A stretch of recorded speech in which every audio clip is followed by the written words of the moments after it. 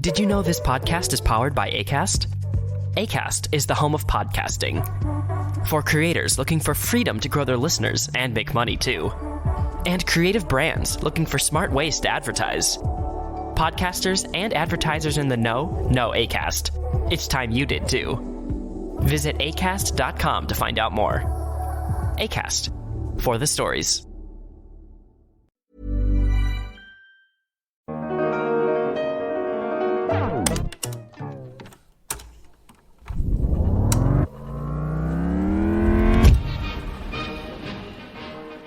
Hello, this is Lawfare intern Ajay Sarma with the podcast from the Lawfare archives for July 10th, 2021. This week, the U.S. withdrawal from Afghanistan hit a notable landmark. American forces left Bagram Airfield, the epicenter of many counterterrorism operations in Afghanistan over the past 2 decades.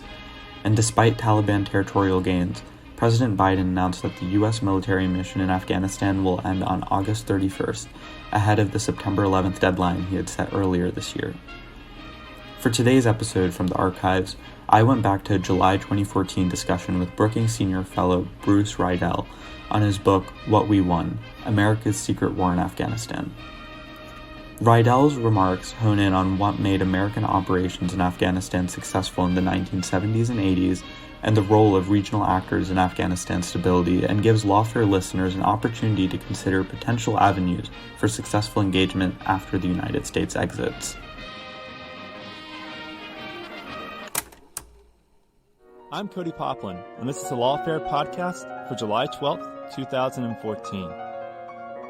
That was Bruce Riedel you just heard, Senior Fellow and Director of the Intelligence Project at the Brookings Institution.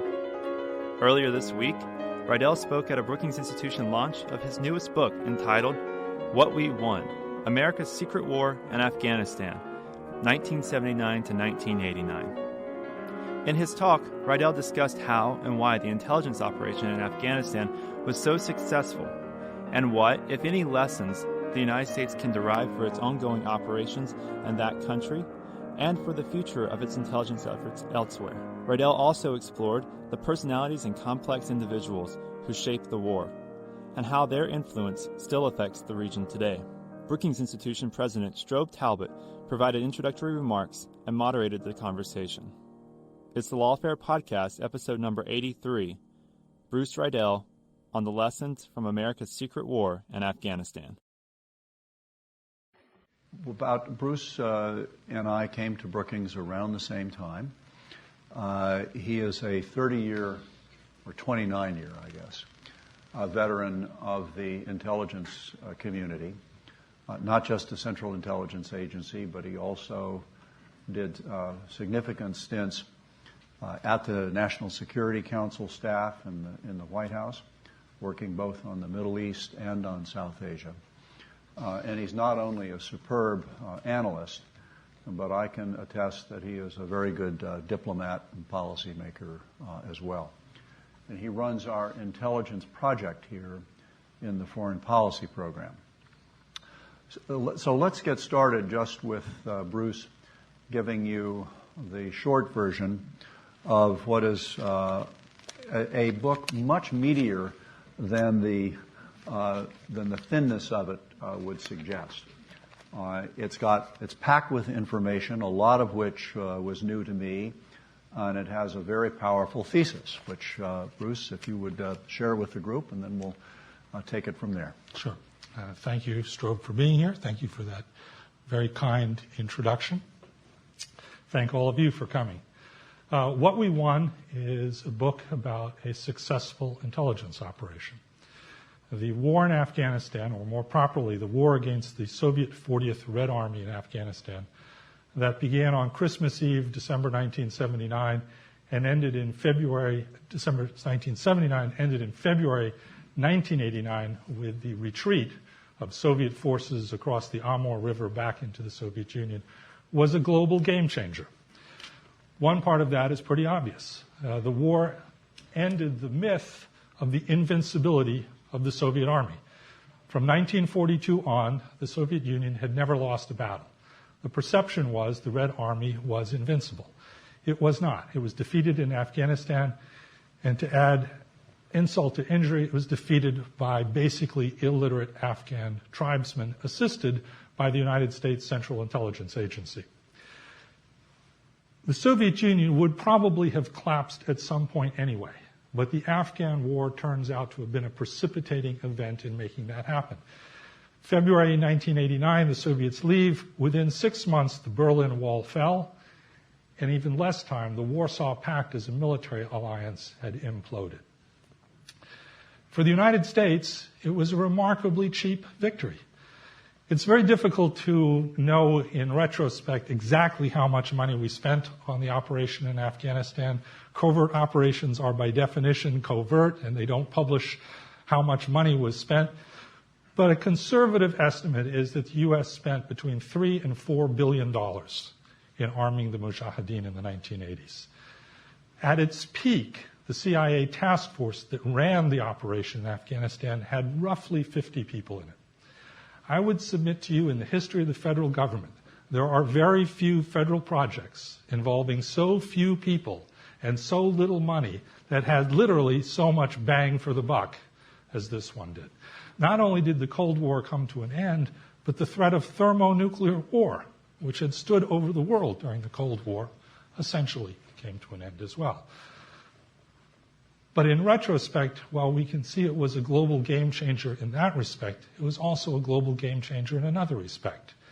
This was the beginning of what we now refer to as the global jihad. I want to be very careful here. The notion that the CIA created al-Qaeda is, in my view, bad history. We did not create al-Qaeda. That's not how we operated in Afghanistan. The CIA in Afghanistan was the quartermaster of a war. That's a phrase Bob Gates gave me in an interview for the book. We didn't train anyone. CIA officers never went into Afghanistan. Not a single CIA officer was wounded or killed in the war. We had no casualties because we took no risks. All the risks were taken by other people, principally the Afghans and the Pakistanis. The book is organized to look at the different players in the war, starting with the Afghan communists and then the Soviets. The Russians made almost every conceivable bad decision you could make in this war, beginning with the intervention to start it, which the CIA completely was surprised by. The Soviets' leadership was aging, ill, largely dysfunctional. The principal advocate of going in was the then head of the KGB, Yuri Andropov. He thought it was essential that they went in. Initially, the Politburo did not want to go in and then changed its mind. The Soviets then made another disastrous decision in retrospect, which was to under-resource the war. The Soviet Union put in about 100,000 soldiers to win the war in Afghanistan. In contrast, when it went into Czechoslovakia in 1968, they used 500,000 men.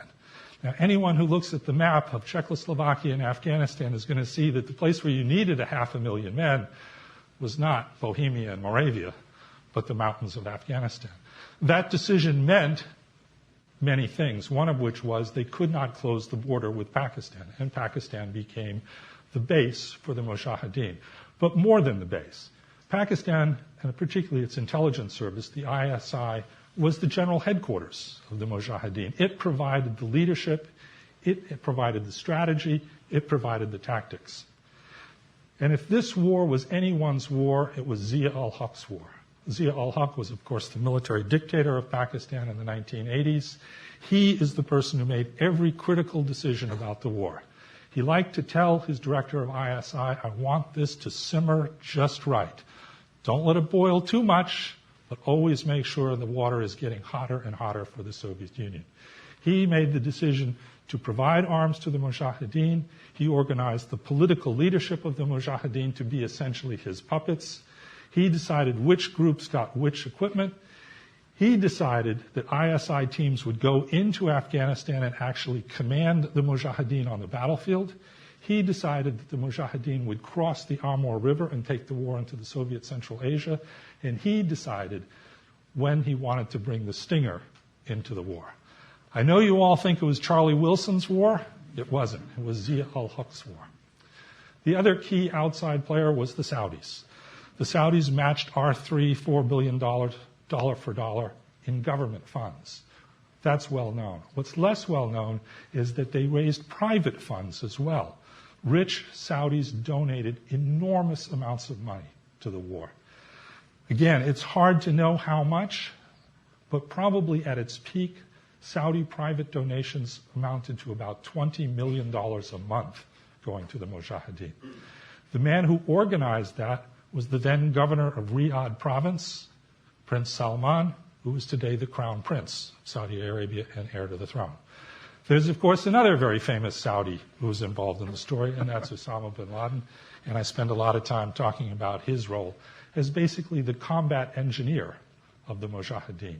He built a base for the Mujahideen inside Afghanistan with the ISI's help that was state-of-the-art. It had modern hospital, had a VIP hotel, and had miles and miles of underground tunnels filled with ammunition. Just a brief word on the U.S. role. The U.S. role was a bipartisan, agreed war effort. It was initiated by President Carter.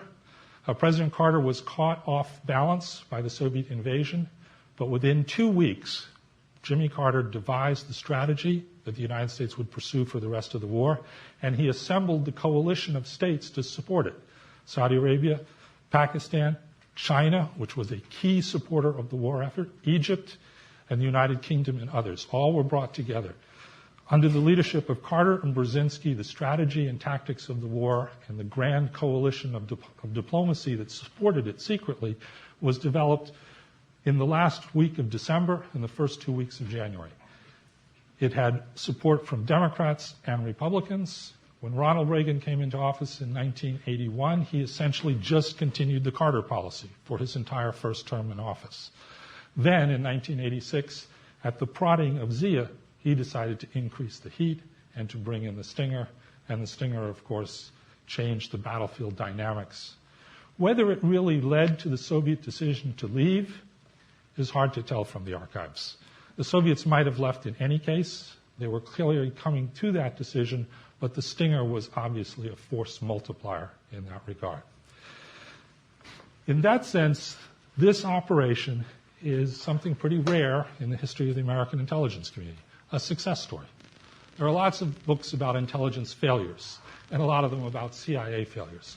But in terms of the objectives the two presidents provided to the CIA, make Afghanistan a quagmire like Vietnam, and then drive them out, the CIA succeeded. That it didn't see the global jihad was coming, I think, is in retrospect a clear failure. But that's looking backwards, and it's a little unfair to the people at the time to make those judgments. In just a couple of minutes, I'd like to open this up to questions that many of you have. And looking out amongst the group, I see a number of people who are deeply knowledgeable, and you'll get some good and even perhaps some tough questions. I should have mentioned in introducing Bruce something that many of you know, and that is that President Obama asked Bruce to chair a policy review on Afghanistan and Pakistan. So if you could kind of leap over this story to the lessons learned and maybe some lessons that weren't learned in our own engagement in Afghanistan. I think there are a lot of lessons. First thing I would say, though, is we are not fighting the Soviets' war. We did not invade Afghanistan unprovoked. We did not go in and kill the communist leader of the country, which we had helped impose on the Afghans before. We went into war because we were attacked by a terrorist organization based in Afghanistan, supported by the Afghan government. Our war has UN legitimacy. The Soviet war was condemned by the General Assembly. The only democracy in the world that voted for the Soviet Union in the 1980s was India. Every other democracy was on the side of the Mujahideen. Their war encountered a true nationalist insurgency. The Mujahideen were able to draw from every element in every ethnic and sectarian part of the country. Uzbeks, Hazaris, Pashtuns, Tajiks, universally. This war is much more a Pashtun uprising. The Taliban is a basically Pashtun organization. The one big similarity is Pakistan. the huge similarity. Pakistan backed the Mujahideen and the CIA in the 1980s. Pakistan backs the Taliban today. Rarely in one generation do you fight the same war over again, but on opposite sides. Essentially, that's what we're doing. And what I think is clear to say is it's a whole lot easier to win when Pakistan is on your side and you're trying to overthrow the government than it is when you're on the other side and you're trying to keep the government in power and Pakistan is trying to subvert it. The other lesson I would say is that it's critical to define the mission. The mission that was given to the agency, first by President Carter and then by Reagan, was clear, understandable. Turn this into the Soviet Union's Vietnam. And in that sense, it was relatively easy to do. It was probably going to be their Vietnam sooner or later anyway. All we were doing was being the quartermaster to make it their war. If you have a mission that's more vague, like, let's say, trying to build a moderate Syrian opposition that is both anti-Assad and anti-ISIS, and which is going to support democracy and freedom, that's a whole lot more complicated covert operation. One of the lessons, keep it simple. What was President Zia's main motive for committing himself and his country to the extent that he did? Zia was a true believer.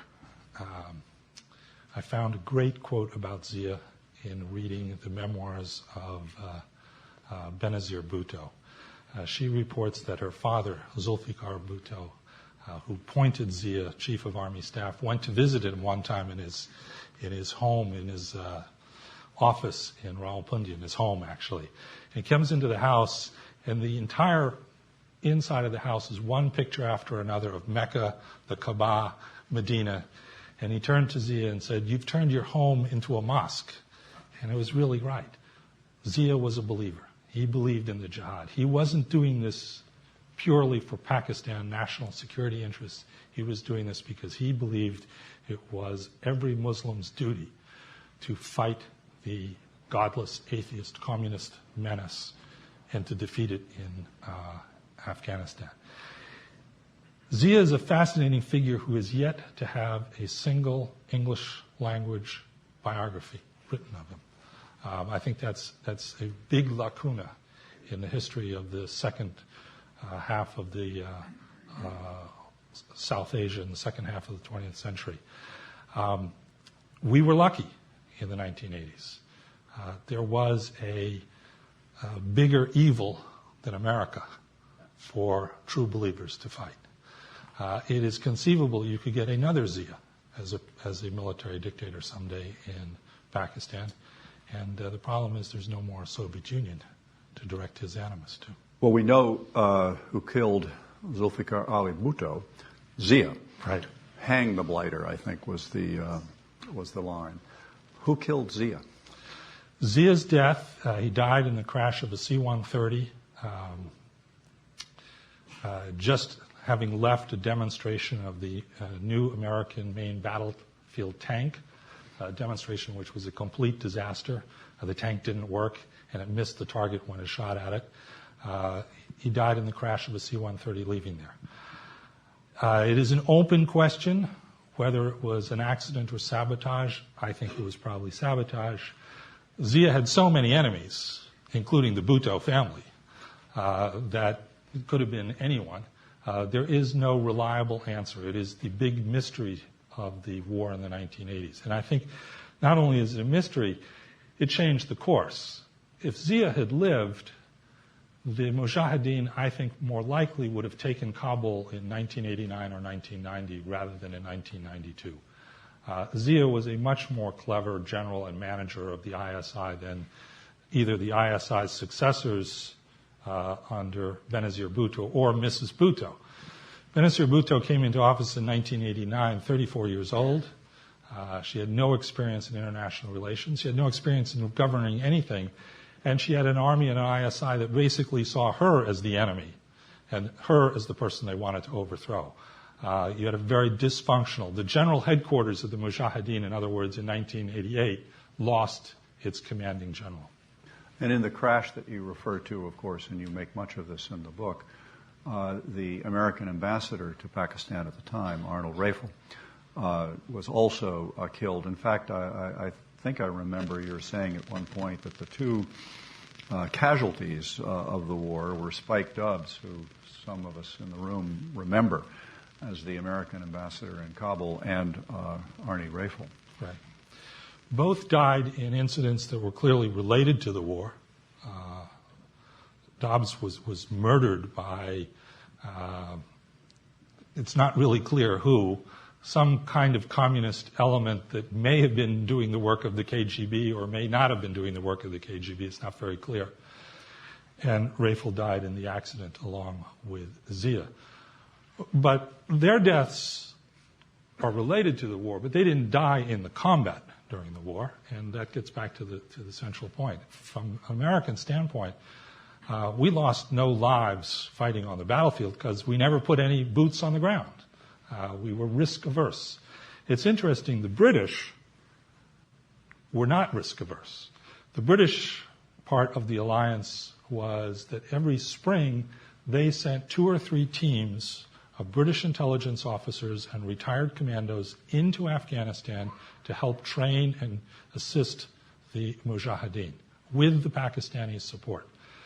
If you think about it, it is an extraordinarily brave thing to do for a British officer to go into Soviet Afghanistan to assist the Mujahideen. There was no rescue force. If they got in trouble, there was no way out. I had the opportunity in doing the research for the book to interview some of the British officers who did it on the condition that I not name them or provide any information that would identify them.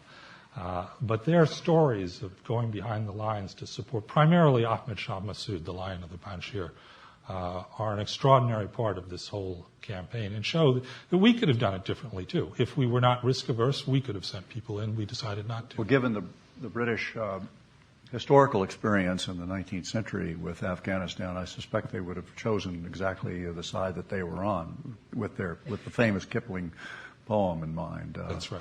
That's right.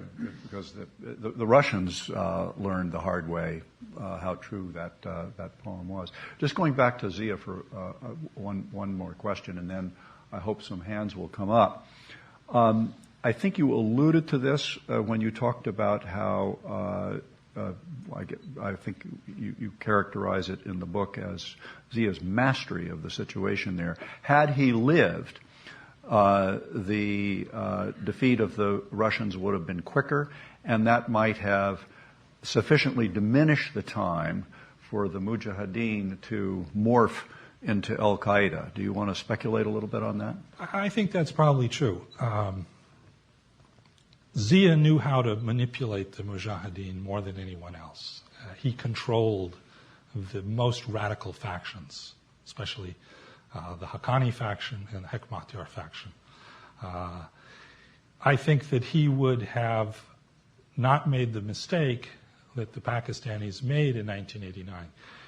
They decided in 1989, once the Russians left, that the Mujahideen had reached the stage in the development of a guerrilla army where they could go from being guerrillas to being a conventional army and essentially fight a conventional battle. That was a disaster. The Afghan communists could not control rural areas of the country, but they could defend cities and use Scud missiles and mass artillery and tanks to fight basically an infantry-led force. And it was a disaster which the ISI was principally responsible for. I don't think Zia would have done that. I think he would have been much more clever. I think he would have done what in the end did in the Afghan communist government, playing on the internal dissensions within it. The Afghan communist government fell apart in 1992 for a number of reasons. One, the Soviets stopped providing any economic aid. That was critical. Two, the ethnic divisions within the Afghan Communist Party came to a head. The head of the Afghan Communist Party was a Pashtun named Najibullah. The most effective Afghan communist fighter was an Uzbek, Abdul Rashid Dostum. Abdul Rashid Dostum was a brilliant commander of pro-Soviet forces back in the 1980s, a committed communist, also a human rights abuser of monumental levels.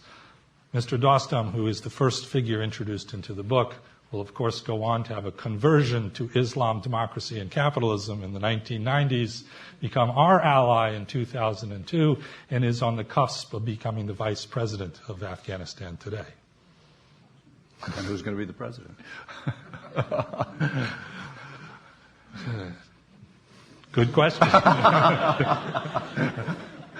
Okay, well, we finally stumped him. See if you can do the same.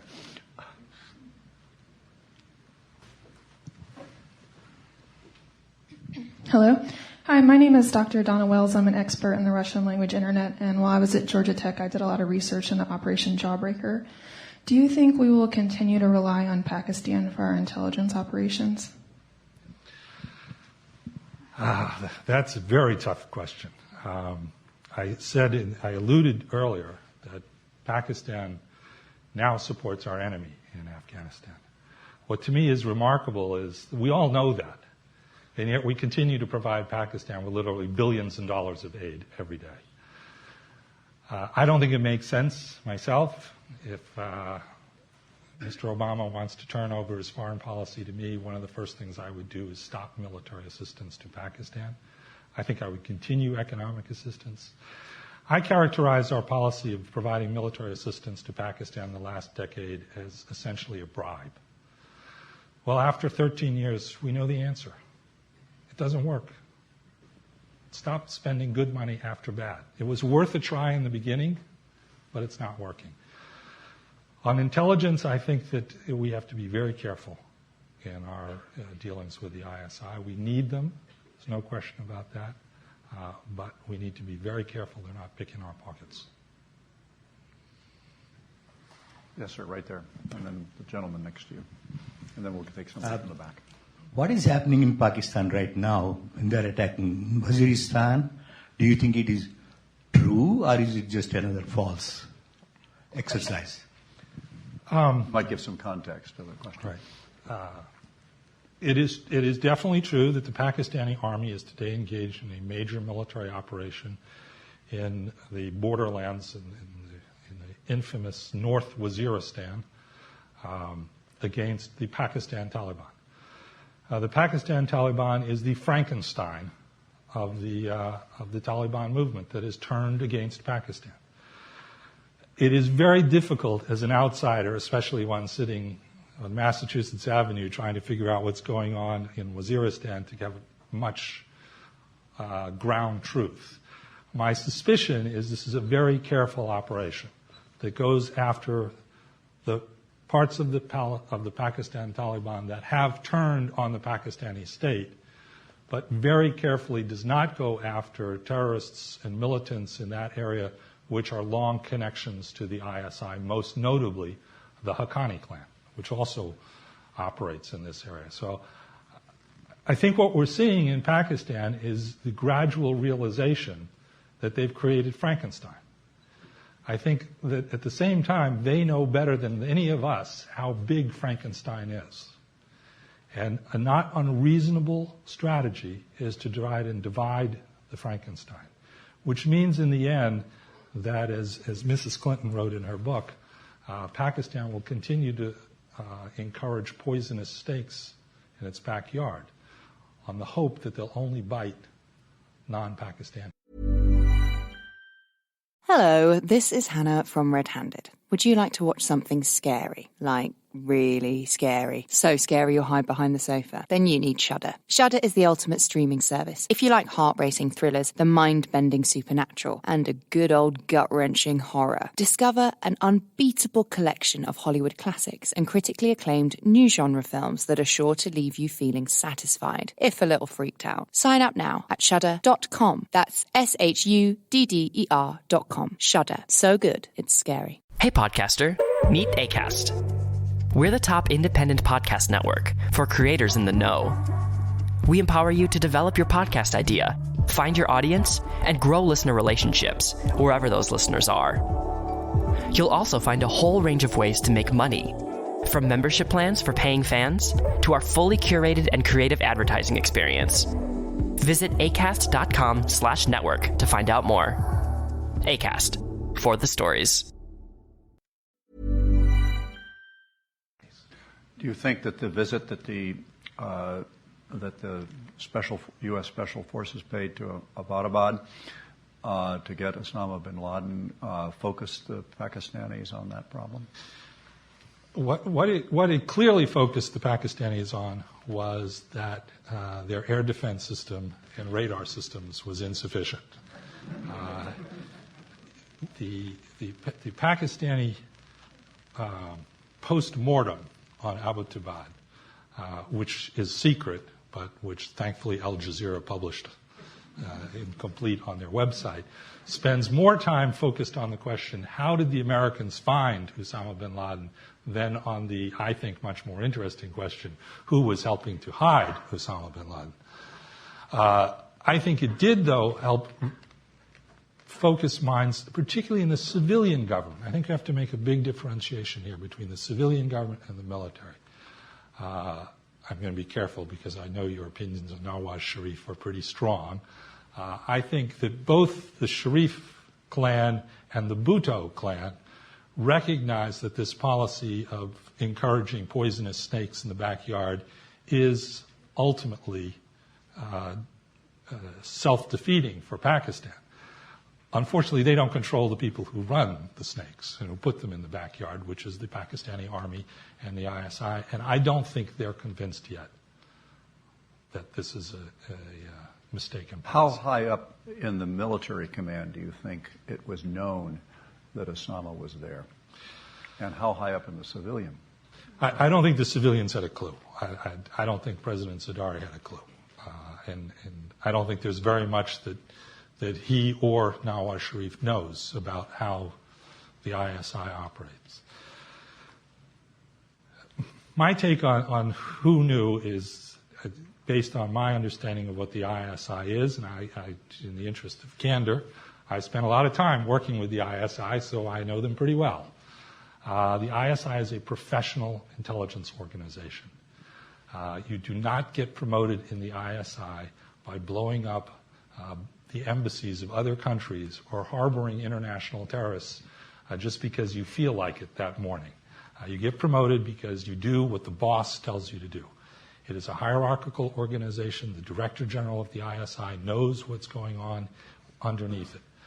That doesn't mean that there can't be assets of the ISI that behave in a roguish manner. After all, if you're recruiting and running as your agents terrorists who want to commit suicide, you are not dealing with the most stable human beings in the world. They are going to do things you don't normally anticipate. What I do mean is that if the ISI knew Osama bin Laden was in that house, and I think the circumstantial evidence is very strong they knew, then the Director General of the ISI knew.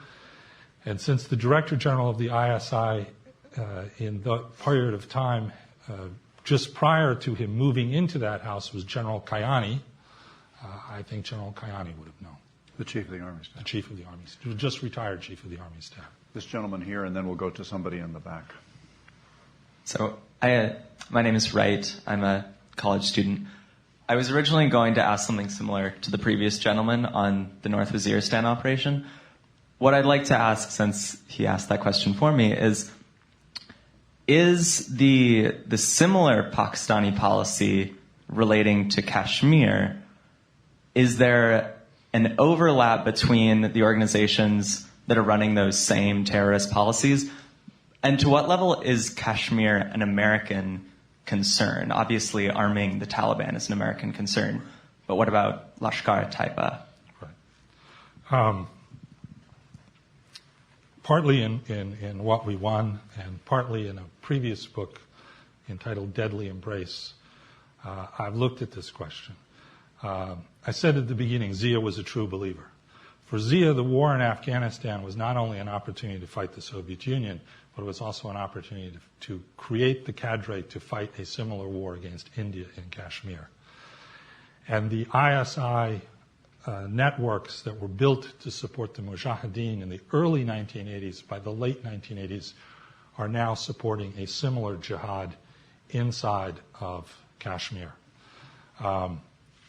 The main facility outside of Islamabad, where all the equipment, all the weapons and ammunition that the CIA was providing to Pakistan, that the Saudis and the Chinese communists and others were providing, was a dual-use facility. Part of it was supporting the war in Afghanistan. Part of it was supporting the war in Kashmir.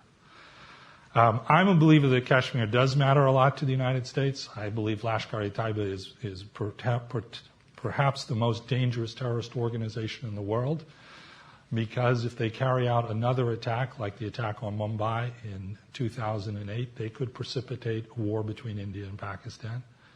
And a war between India and Pakistan is, to me, the most dangerous scenario that I can think of for going nuclear in our lifetimes. It didn't get a lot of notice, but 2 days before Prime Minister Modi was inaugurated, there was an attack on the Indian consulate in the city of Herat in Afghanistan. That attack was carried out by Lashkar-e-Taiba. The United States government has officially said that attack was carried out by Lashkar-e-Taiba. The intent of the attack, as best we can put it together, was to take hostages inside the consulate, hold those hostages for ransom as Mr. Modi was being inaugurated in New Delhi. Had that worked out, we would have had an enormous crisis between India and Pakistan. Quick question, but then the lady, if somebody could bring a microphone to her. I just wanted to pick up on the reference to India. What was the principal Indian motive for essentially blessing or supporting the Soviet invasion? Was it because of the close relationship between India and the Soviet Union, or was it more related to India versus Pakistan? I think in this case they were complementary. Indira Gandhi had gone to the Soviet Union in 1971, signed the Treaty of Friendship, gotten Soviet support. She detested Zia ul-Haq. She saw in him, quite rightly, India's nightmare, and they overlapped very neatly. That said, to be fair, I think her government was always uncomfortable with being in the position of being the only democracy supporting the Soviet Union in Afghanistan, had no illusions about the Afghan communists. It was a marriage of convenience. There was no ideological sympathy. An interesting question is what factors produced Zia's decision to bring the Stinger in? Why did he decide to get the water to boil? I think one of the big factors in that was Mrs. Gandhi was dead. She died just before he made that decision. I think he said, okay, if Mrs. Gandhi was around, I'd be very careful about boiling the water, but with her son, who's kind of a playboy and a flake, I don't have to worry about India anymore. Hi, my name is Rabi Akhtar. I'm a visiting fellow at Stimson. I've had some, for my research, I've been to the archives and I've looked at this region, but my basic research is on U.S. non-proliferation policy towards Pakistan during this time period. And from what I found is that, Zia was building this case for getting Carter administration to upgrade the bilateral security cooperation agreement into a treaty. And the administration with Brzezinski at its head and Carter himself were dismissive of Pakistan's or Zia's in particular threat perceptions vis-a-vis India. So while I don't dispute your opening statement that it was that United States does not take any part in spreading or proliferation of global jihad, and you could dismiss it as a simplistic, bad history. This pattern has continued where various administrations have been dismissive of Pakistan's threat perceptions. And Zia's drive towards, engaging so hardcorely with these mujahideen at that time had a very strong Indo-centric element to it, to which you have alluded to when you were answering questions. So I just want to know as to how do you look at it, and does U.S. feel responsible? Well, at some point, had the threat perceptions been taken seriously, Pakistan probably would not have had this orientation of supporting, non-state actors, for example, which are such a menace today. Thank you. The first thing I would say is if you go back and look at the record of the intelligence community assessing Pakistan in the 1980s, and fortunately we have several declassified national intelligence estimates, they had no illusions. The intelligence community was telling first Carter and then Reagan, Pakistan is building a nuclear weapon. You are not going to be able to prevent them from doing that. It is supporting the war in Afghanistan because it believes, its leader, Zia, believes in global jihad. Two presidents decided that it was more important to defeat the Soviet Union than it was to try to alter the course of Pakistani history. I had the opportunity, thanks to Strobe's intercession, to interview Jimmy Carter on this, and he also provided me access to his private diary. And it's clear from that well before the Soviet invasion of Afghanistan, Jimmy Carter had decided that with all of his faults, hanging Zulfi, torching the American embassy in Islamabad, killing 2 American Marines in the process, Pakistan was too important in the Cold War for the United States to turn a cold shoulder to it, and that we had to work with the Pakistanis. I want to be very careful on this question of the global jihad. As I said, the CIA did not train Osama bin Laden. We didn't give him weapons. Interviewing a lot of CIA officers who were involved, Osama bin Laden wasn't on their radar screen until the very, very end of the war, which is an intelligence failure, by the way. We should have seen this important Saudi individual, but that wasn't the priority. The priority was killing Russians, not focusing on Arabs. That was a mistake. But there is no question that the war itself created the intellectual environment in which the global jihad emerges. One of the figures I profile in the book is a Palestinian named Abdullah Azzam. Abdullah Azzam in 1983 wrote a book called The Defense of Muslim Lands. It is the functional equivalent for the global jihad of Thomas Paine's Common Sense for the American Revolution. It is the inspirational book that created the global jihad. Abdullah Azzam's closest partner was Osama bin Laden. Yes, sir. And then Margie. Right there, and then pass it down. Actually, I have 2 questions. One, if I recall correctly, there was one leader in Afghanistan, and his name was like Massoud or something, that a suicide bomber killed him. Shah Massoud, yes. If Stinger had not been introduced, how much longer do you think this war would have drug on? And my second question is, where was China during this time? How did they feel? Why did they feel that way? I mean, do it in reverse order. The Chinese were a critical player. The Chinese not only provided a lot of the armaments that the Mujahideen used, because after all, China produced Soviet-style weapons. So a Chinese-made AK-47 looks a lot like a Soviet-made AK-47. Zia was determined during the war to take the war inside of Kabul. The CIA could not find a rocket-propelled weapon that could fire into Kabul from insurgent-controlled territory. Zia went to the Chinese communists. They designed specifically a rocket-propelled weapon that could be fired the 20 or so kilometers that were needed. Zbigniew Brzezinski deserves credit for bringing the Chinese into this effort, although they might have come on their own anyway. But he saw the Chinese as a critical player. One other thing, the Chinese weapons were universally regarded by the Afghans as the best quality weapons they got. The weapons that they got from Egypt, they regarded as the worst quality weapons that they got.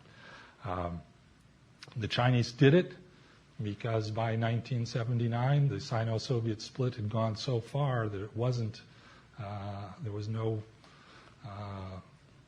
Chinese affinity anymore for the Soviet Union. They wanted to see Russians get killed too. They may not have wanted to see communism come to an end, in which case the war had unintended consequences for them too, just like it had for us. Your first question about Ahmed Shah Massoud and the Stinger certainly was a change on the battlefield.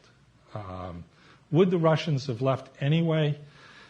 There's a healthy debate about that question among Sovietologists. Some say yes, some say no. My opinion is this. Whatever the Stinger did, it probably accelerated the decision of the Soviets to get out. It may not have been the critical factor, but when they started seeing helicopters coming down so fast, I think even the Soviet General Staff said, we can't win this war. We need to either put in 500,000 men or get out.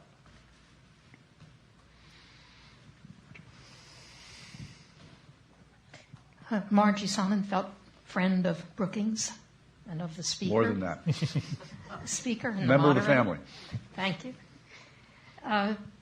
Going back a little earlier in history, it seems to me that it's not too long before the Soviet invasion of Afghanistan that we had the church hearings and the accusations of CIA as a rogue elephant, and the follow-on to all of those controversies, the reports that the CIA was in turmoil, disarray, disorganization, and was very much, its operations very much hampered. And yet it appears from your account that the CIA was operating very effectively in this particular instance.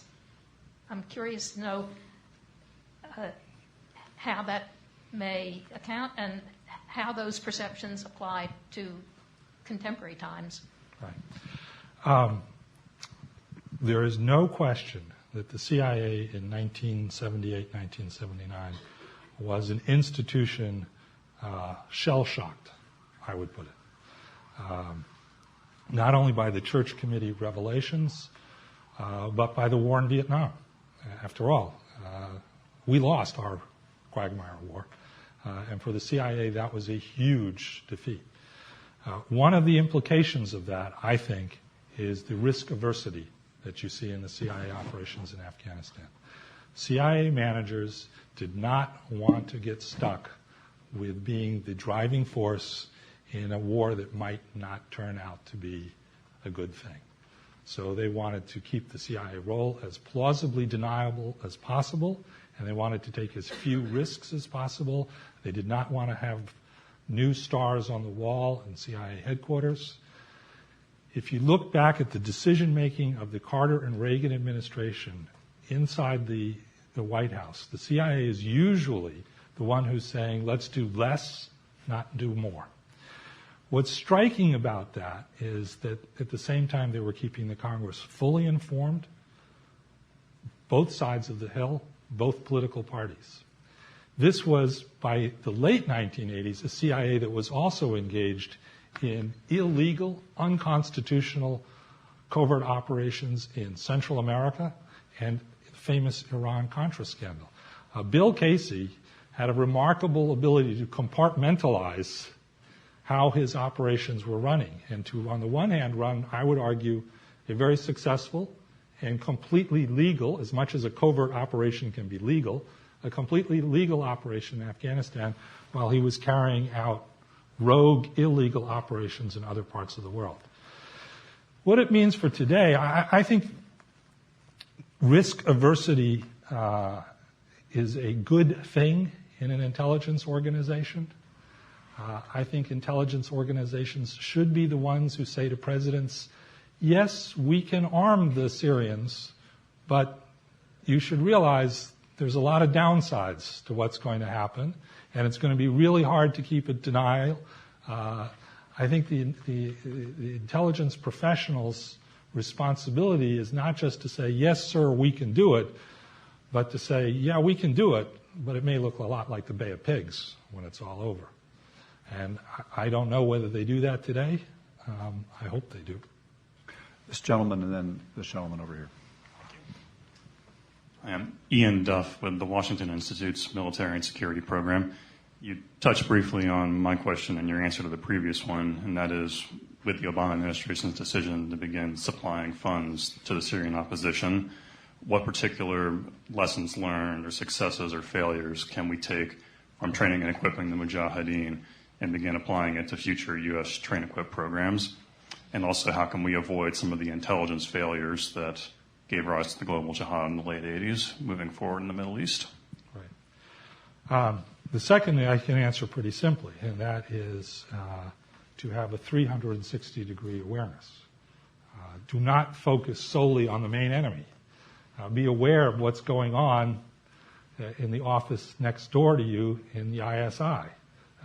Put it differently, spy on the ISI so you know what they're up to and have no illusions about them. I think there are several lessons for Syria. First lesson is this. Both the CIA and the military were very reluctant to send the Stinger. The military was reluctant to send the Stinger because it was the state-of-the-art American shoulder-fired anti-aircraft weapon. And they didn't want to see that technology fall into the wrong hands.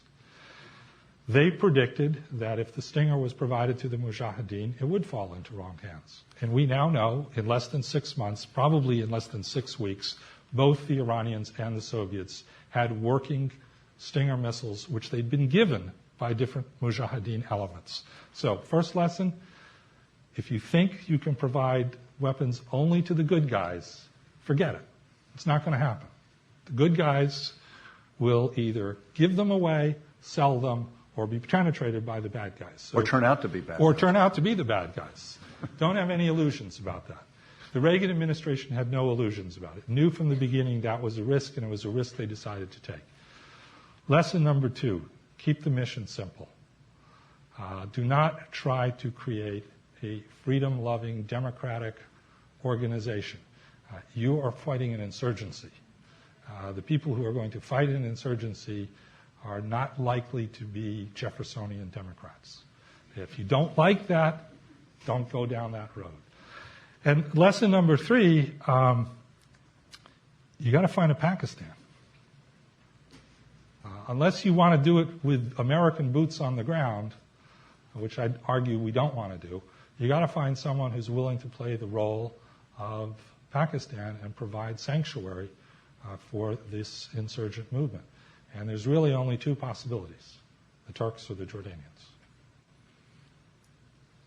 Sir.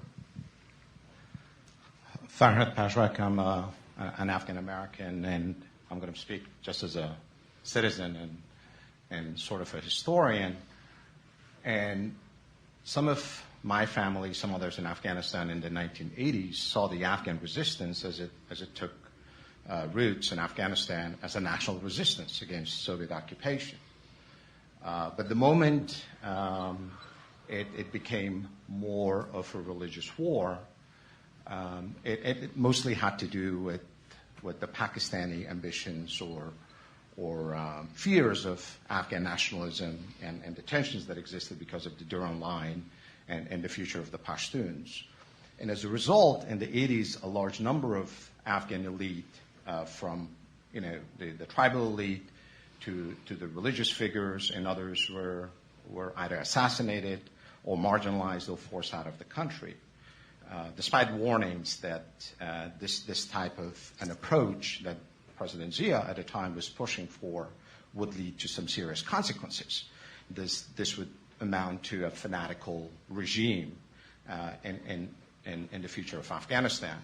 And I'm just wondering, how much of that have you captured or have you noticed in your research, right. The kind of sacrifice and the damage that was done? And we certainly closed our eyes because we had a bigger strategic interest, bring down the Soviet Union.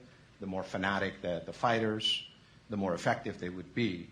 But I'm just wondering, and I think Afghanistan feels the effect of that until today, yes. Because some of the most tainted and fundamentalist elements of the Afghan society came to the forefront. Right. and we've been dealing with that. First thing that I want to say in response to that is the Afghan people paid a horrific price. I said there were no American casualties. At least 1 million Afghans died. At least 1 million Afghans. Another 5-6 million Afghans became refugees. Another couple of Afghans became internally displaced people. Afghanistan, the Afghan people defeated the Soviet 40th Red Army. We just gave them the guns to do that. They got very little of the benefits of victory. And big part of that was that their revolution was sabotaged or subverted or drawn to the interests of their Pakistani neighbor.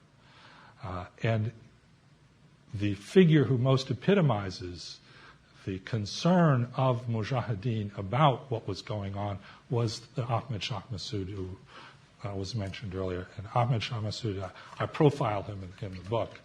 I was able to get access to a unpublished dissertation about Ahmed Shah Massoud that was based on extensive interviews with him. And it was very clear to him that the ISI was stealing the revolution for its own purposes. And he was and became virulently anti-Pakistan. And we see it today in the presidential election.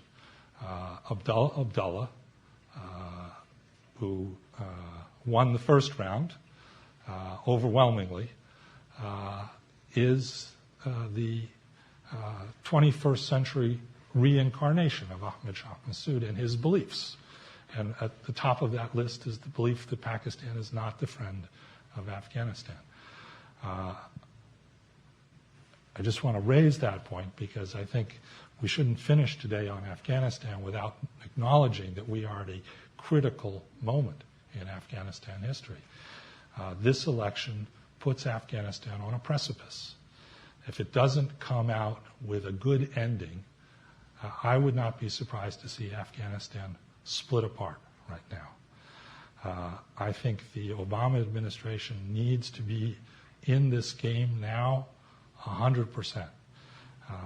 Whatever you think of the rights and wrongs of the Iraq situation, for President Obama, a disaster in Afghanistan after what has just happened in Iraq would be the most thorough indictment of his foreign policy that can be. I don't have a recipe other than we need to have a thorough audit of this election. It is astounding to believe that there were 6.8 million votes cast in the first round and 8.2 million votes cast in the second round. That is the best ground game of mobilization in the history of elections, and it just doesn't add up. I don't know if what I'm about to say is full disclosure or a parochial institutional plug, but I think that Ashraf Ghani is the first Brookings non-resident senior fellow to be a candidate for the president of his country. Just to drop that name in as well. I would like to ask a two-part final question, Bruce, and it has to do with two Russian leaders, Gorbachev and Putin. With regard to Gorbachev, in your research, did you find evidence that another motivation Gorbachev had for ending the misadventure in Afghanistan was that he had other fish to fry, namely to reform the Soviet Union, so that there was basically a domestic, we have to fix our own country and get out of Afghanistan. With regard to what our colleagues Cliff Gaddy and Fiona Hill call Mr. Putin, operative in the Kremlin, 35 years after the Soviet Union invaded Afghanistan, a post-Soviet leader, Putin, invaded another neighboring country, namely Ukraine. And there have been there's some evidence and certainly some speculation that that could be disastrous or at least bad for Russia over the long run for reasons that relate actually to Afghanistan.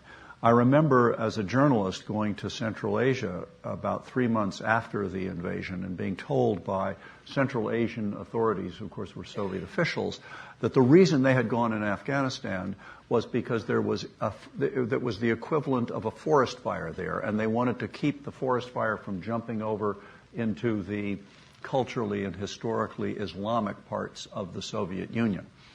And Putin, of course, has justified going into Ukraine on the grounds of basically great Russian chauvinism, which I don't think probably plays very well in those parts of the Russian Federation that are populated by the descendants of Turkic people and Mongols and so forth, Islamic people in the Caucasus and elsewhere. And so I wonder if you've given any thought to whether maybe Mr. Putin could have learned a lesson from Afghanistan. First on Gorbachev, I don't think there's any question but that Gorbachev saw the war as A, probably unwinnable, and B, a drain on Soviet resources and a barrier to his objectives of reforming the Soviet Union. So for him, getting out was an essential step to a larger that reasoning was completely lost, by the way, on the American intelligence community, which was convinced when the Soviets left that the Soviet Union was not about to reform itself, it was about to become bigger and badder than ever before. There's nothing in the intelligence record at the end of the war that suggests the American intelligence community had even a whisper. 89? 89. That within 2 years there wouldn't be a union. Commander-in-Chief had a different view also. The Commander-in-Chief, right. Ronald Reagan had a very different view than his professional analysts. Putin, KGB officer, stationed in East Germany during the war, must have followed the war very, very closely. I don't think he has learned any of the lessons of the war. I think that he looks at it from a technician's standpoint, that if only we were smarter spies, we could have won. Certainly from his handling of Chechnya, I don't see someone who is trying to diffuse Islamist sentiment against him. He's trying to do to the Islamists in Chechnya what the Soviet Union tried to do to the Afghan people in Afghanistan. Drive them out of the country or kill them, or so intimidate them that they will accept Russian authority. And I think in the long run that's not going to work. It's very interesting. We now have a caliph, Caliph Ibrahim.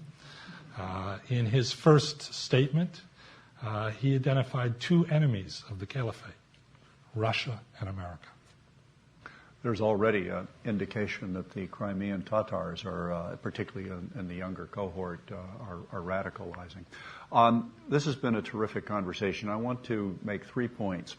One is, this guy's written a book. Please get it, buy it. He will sign it. Right. And that'll be available right outside.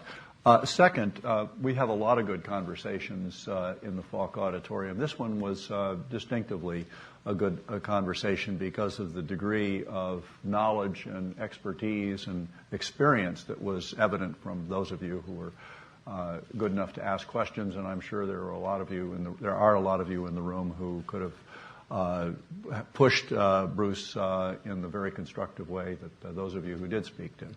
And finally, you can imagine, those of you who haven't met Bruce before, what a pleasure it was and what an education it was for an amateur like myself to spend time with a real specialist like this and working on that part of the world. So please join me in thanking Bruce and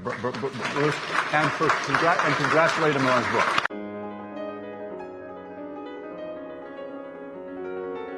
The Lawfare podcast is produced in cooperation with the Brookings Institution.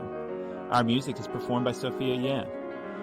And as always, please spread the word and promote the Lawfare podcast via your social networks on Twitter, Facebook, email, and in any other way you can. Thanks for listening.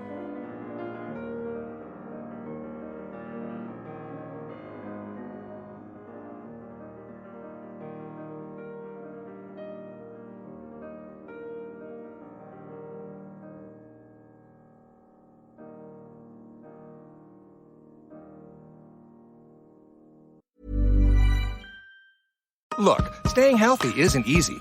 Watching your diet, hitting the gym, avoiding stress. But a good night's rest helps boost your overall health and wellness. And it couldn't be easier. The new Sleep Number 360 Smart Bed is the only bed that effortlessly adjusts and responds to both of you. The result? You wake up ready for anything. Proven quality sleep is life-changing sleep. Don't miss our weekend special. The new Queen Sleep Number 360 C2 Smart Bed is only $8.99, plus special financing. Ends Monday. Special financing subject to credit approval. Minimum monthly payments required. See store for details.